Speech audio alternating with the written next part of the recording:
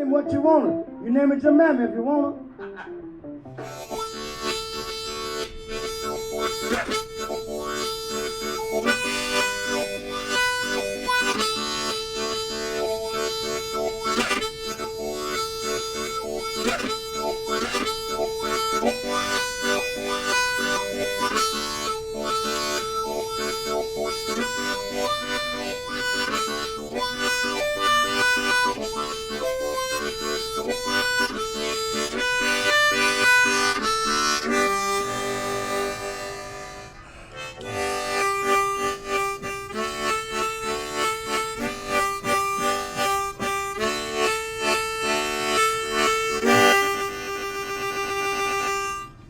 Accompaniment Vamping is what I was told to call it. Anyway, what is it?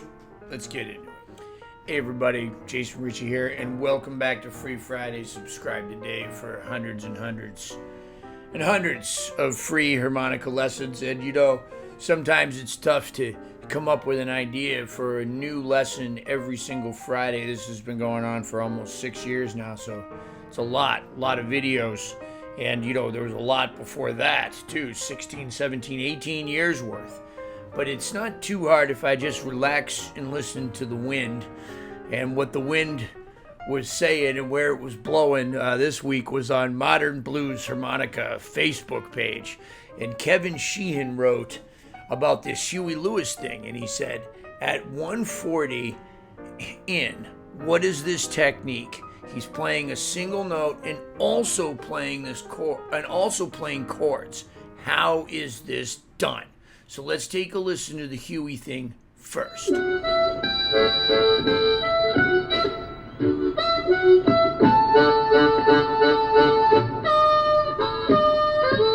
on this thread, the great Joe Feliscos chimed in, and at first he corrected me and said, you know, it's not a tongue slapping thing because I put a link to a tongue slapping video. I was cool with that, right? But I wanted to know what to call it if we're not going to call it slapping. So I suggested to Joe that we call it Felisco lifts or Feliftos, which I really liked.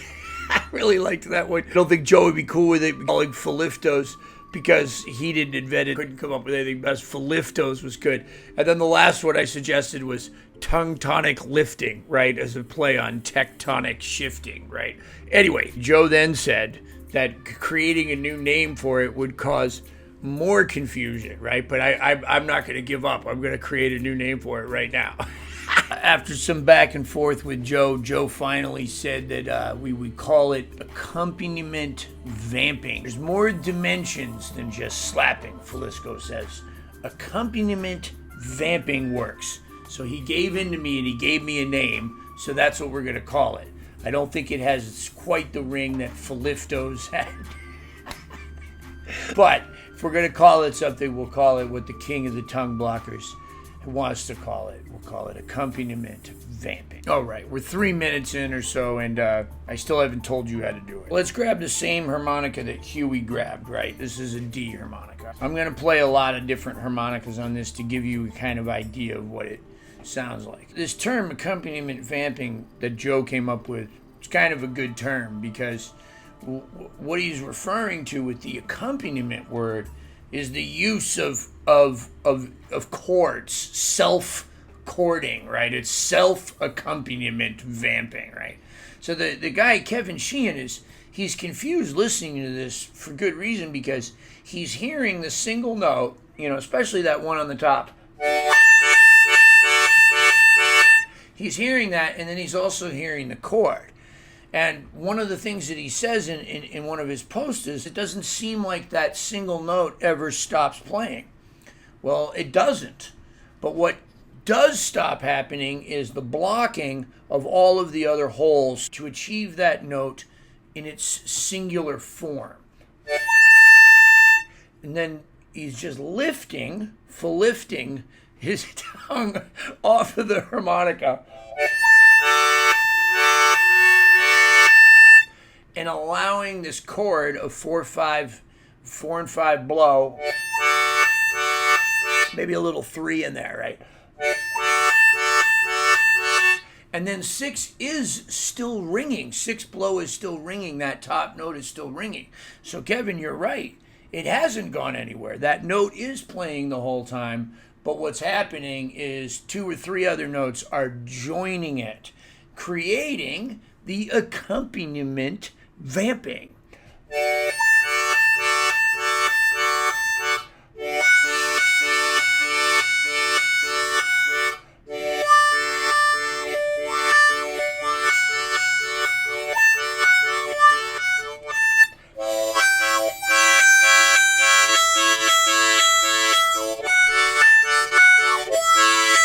First thing you got to know how to do is just regular tongue blocking, right? So if you can just tongue block a single note, like 4 draw.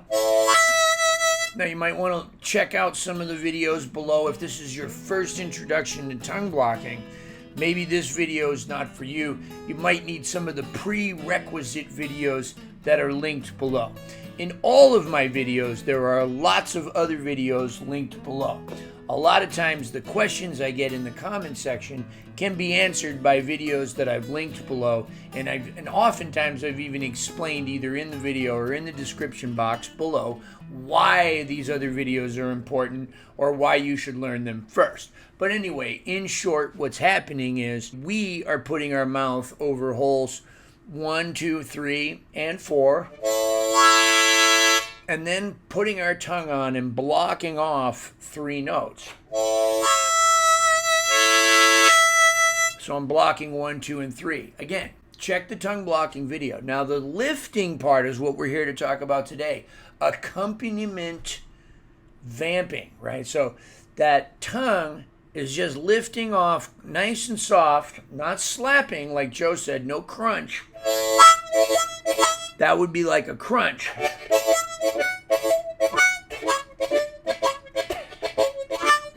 We're not going to do that. We're going to just nice and soft lift off.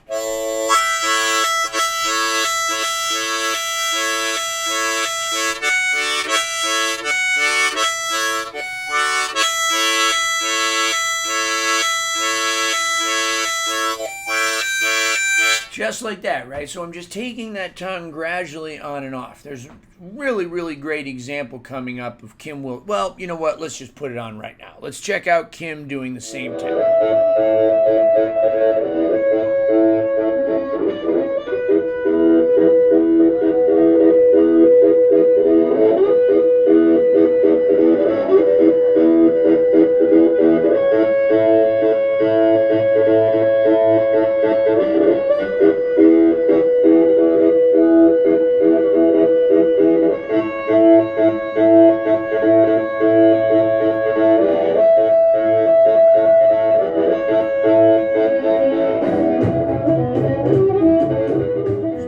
Kim there on an A harmonica. Now, this is a pretty common thing to hear Kim do, and this is where I really first heard this technique of this. Now, right there, I'm using both octaves, so I'm using 1 and 4. But you can use just 1 too, and it has a completely different effect.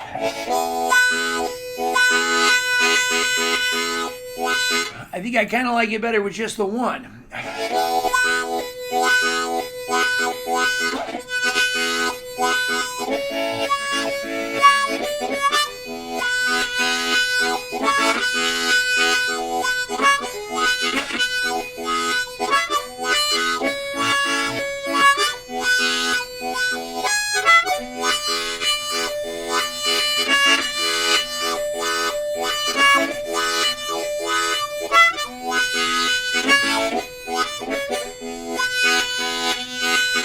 Anyway, it's addictive and it's fun. It's self-accompaniment vamping, or Feliscos if you're nasty.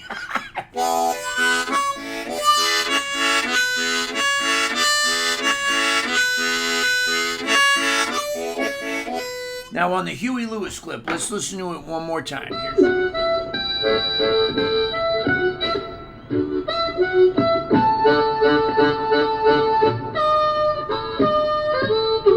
Huey was on a D harp. Here it is.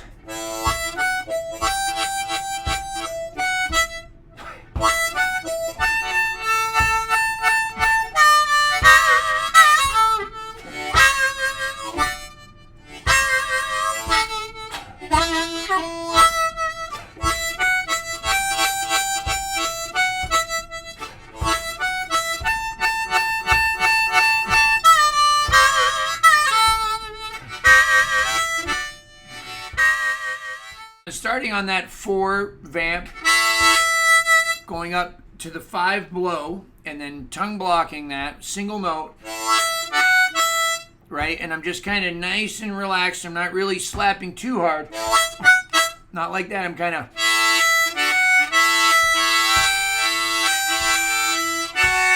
Then I'm on that 5 draw, and I'm kind of alternating to a little bit of a 4 draw.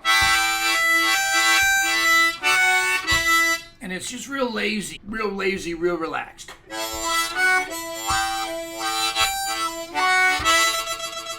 All right, there's that flutter. Huey didn't add that, but I just put it on.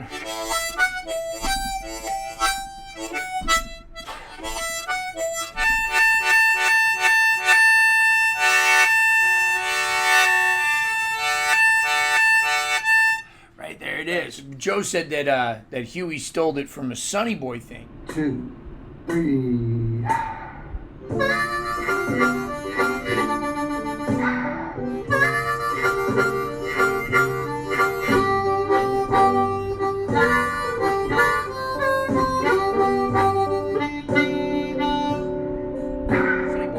That's John Lee Williams, and he may have done it first in 1937 is the year that Joe gives, and also gives the same year for DeFord Bailey doing it.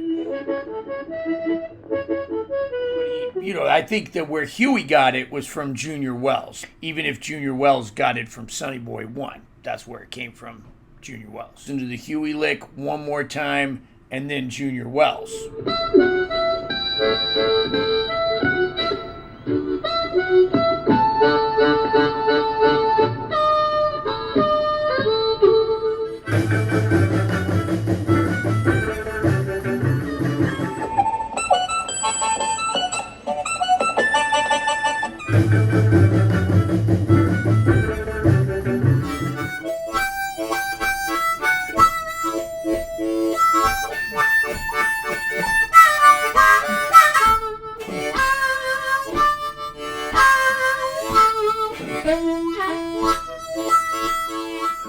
Whatever you want to call it. You want to call it tongue tonic shifting. You want to call it Feliscos.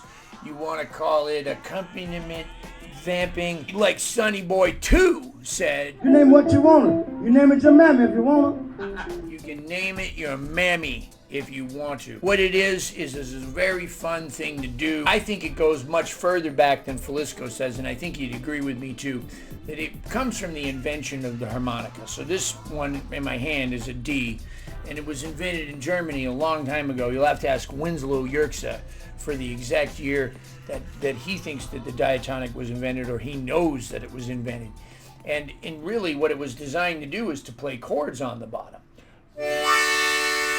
Right? You got a D chord there, one chord, and then an inhale.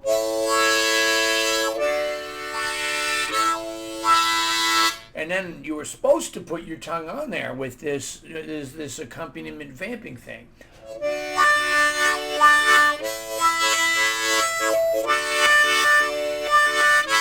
Kind of like I was doing in the very beginning of the video with this accordion imitation.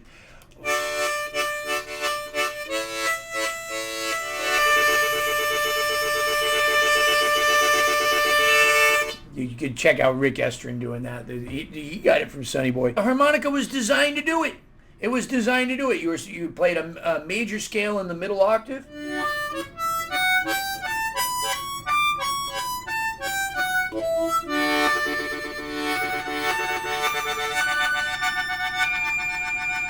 And then chords down bottom.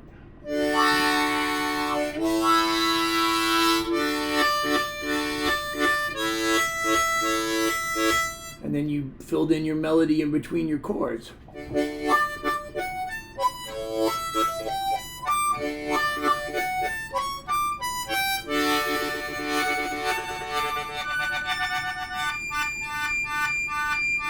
Something like that. It doesn't matter what you call it. It's all about learning it.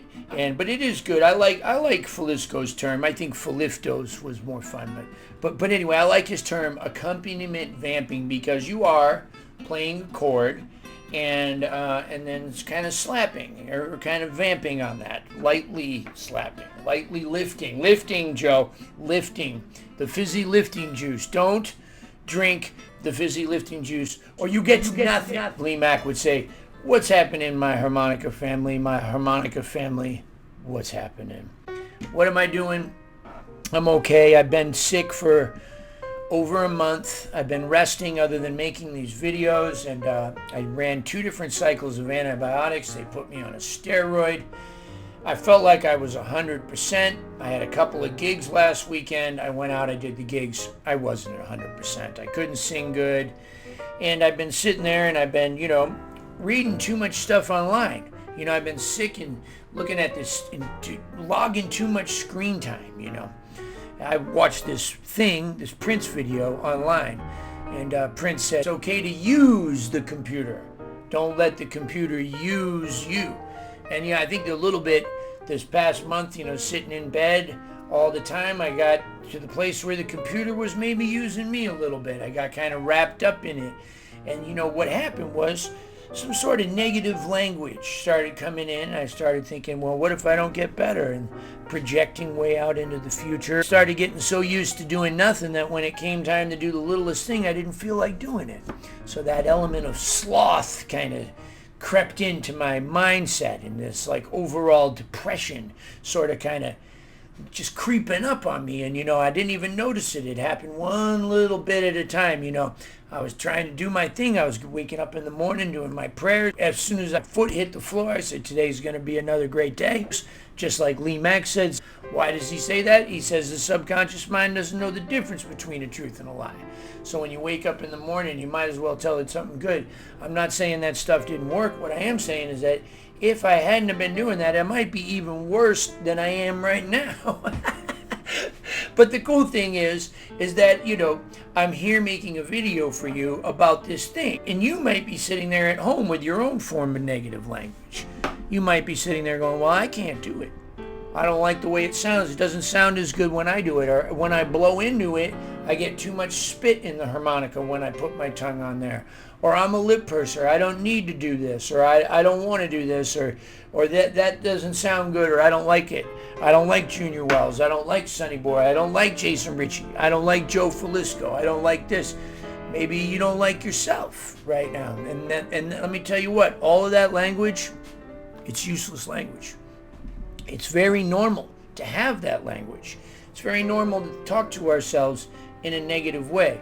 Most of the time, the stuff that I say to myself, I would never let anybody else say to me. Or especially wouldn't let them say it to somebody else, But we talk to ourselves in negative ways all the time. We say, I'm no good, I'm never going to get this, I'm lousy. Like I was saying to myself in bed, what if I don't ever get better again? What if I have chronic pneumonia the rest of my life? Worrying about something I can't control way into the future. It's natural. That is very natural. What's not okay is to attach ourselves to these thoughts. It's okay to have them. We're human. We're going to have negative thoughts. We're going to have positive thoughts. But jumping and attaching to any one of those things for very long and making that the definition of who we are, that's not helpful. It's natural, but it's not helpful. So the best thing we can do is just notice. And that's what I'm trying to do now, is just notice the sloth. Notice the irritation, right? We think that when we sit down and we practice, the goal of that practicing is to learn something, right? That might be the motivation. Today's motivation for this video might have been to learn the accompaniment vamping, the Feliscos. See, it's so much more catchy. It might have been to learn these Feliscos, these on and off tongue things, right? That might have been the goal. You might now not be close to that goal yet. And you might be thinking, now I'm a failure because I haven't accomplished that goal. What have you accomplished? Let me tell you. You sat with a harmonica in your mouth, entertaining yourself, making yourself happy, making yourself frustrated. You worked hard for something. You experienced joy in it. You experienced failure, right? You experienced love. You experienced anger. All in the process of learning something new. on a harmonica. That is the same thing that we do in life. We experience anger, we experience frustration, we experience joy. So it really is about the journey. It's not about the destination. It's not about after we learn the lick. It's about what we go through when we learn the lick. And from a bird's eye perspective, what's really happening? You're sitting there playing harmonica, not looking at politics, not arguing on Facebook, not scrolling through TikTok or Instagram at a bunch of butts and boobs and whatever else. Let's say there's anything wrong with it, but you know what I mean? You're doing something productive. Even if that production isn't where you want it to be, what are you doing is more also what are you not doing? You are not doing a bunch of negative things. You are sitting there playing a game that is sometimes difficult. Music, the acquisition of music, the acquisition of learning is a game. It's like that old thing with Simon where some of us used to press the colored buttons and it would get faster and faster and faster. Why did it get faster and faster and faster? To make it harder. Why did it get harder? To make it more fun. To make it more challenging. This is a game that gets more and more fun and more challenging as we go. And that's part of it. And it's also part of it to get frustrated when it gets more challenging. To get angry when we're not where we think we should be. But if we attach to that frustration, if we attach to that anger, we're going to quit the game. Or we're going to throw it across the room and smash it into a wall or something like that. Destructive, not productive. Some crazy stuff, man. This whole thing, right? It's just a process of experience, not a goal, not a black belt, right? Not a gold record. You know, I used to think this music career was what I wanted. They told me, you know, I remember saying I was in a halfway house and this woman said to me, she said, "You're not going to stay sober a day." And I said, "No," I said, "I'm going to stay sober." And she said, "Why do you think that?" And I said, "Because I have something to live for." And she said, "What's that?" And I said, "Well, it's music. It's a music career." She said, "Well, we'll see how that works out for you," right? Well, here was the thing. I stayed sober for 12 years on that idea that music and a music career, not just music, a career, accolades and Feliscos and Howard Levy and all these people telling me I'm great and a little divider in the record stores back when there were record stores that said my name on it and a music award or whatever, right? That was gonna mean that I was gonna be happy. And you know what? It didn't. No matter what I got, it wasn't enough or it wasn't good enough. It was just like the drugs. I just needed one more, or a different kind, whatever it was. It went on and on and on. And I didn't know what the answer was. I looked for the answer after that in a person, that beautiful woman, Miss Caitlin.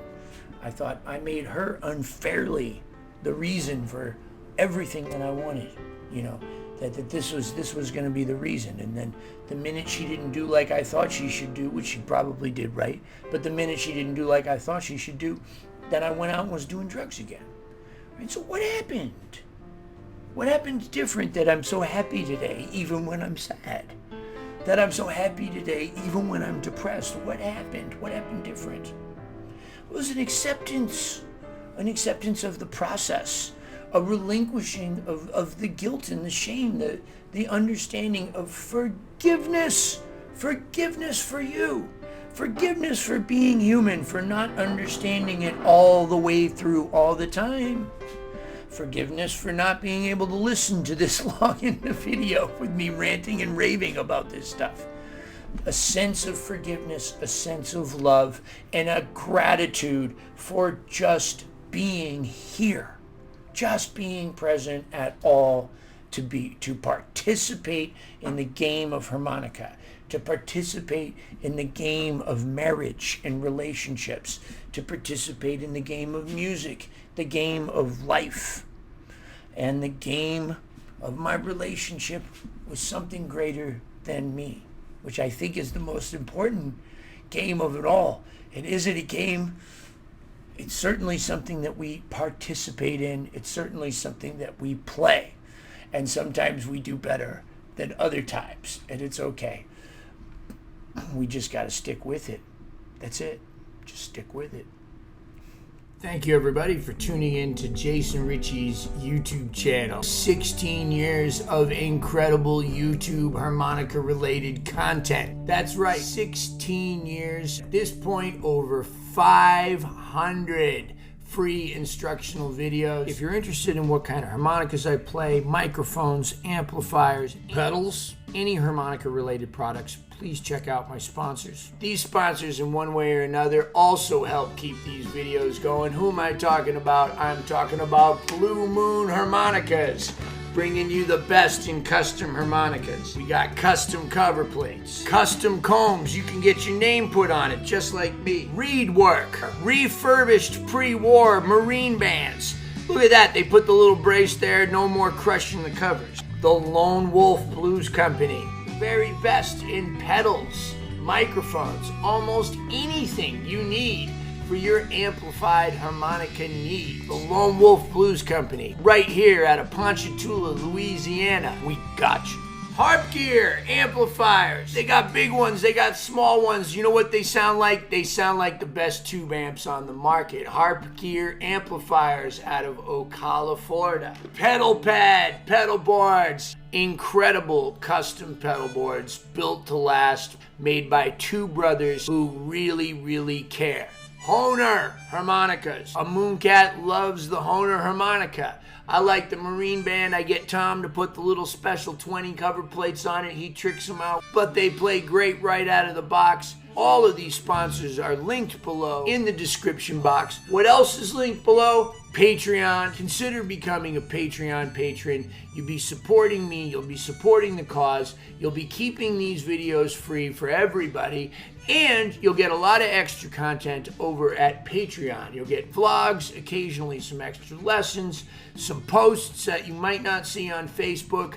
A lot of stuff that I can't say or won't say here on YouTube is over on Patreon. I love my Patreon family. You guys are the best. If you're not into the monthly subscription, you can also give me a one-time tip at Venmo or PayPal below too. I'm a touring musician and I play all over the country, really all over the world with all kinds of different acts.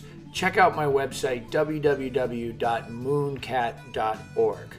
In all seriousness, YouTube, Patreon, my sponsors have absolutely changed my life. Subscribe below, set reminders for the videos. Don't miss any events. Every single Friday there's a free harmonica lesson and a lot more. Even if you're just subscribing, you're helping me a lot. Those of you that are joining me on Patreon, you guys are helping me to make better decisions with my career. In all sincerity, thank you so much, YouTube, for just an incredible, incredible outlet. It's a video diary. I get to look back at 16 years of these videos. I had a lot of new friends, some really fine musicians, made some great contacts in the industry, and it's all because of you. Thank you, my harmonica family.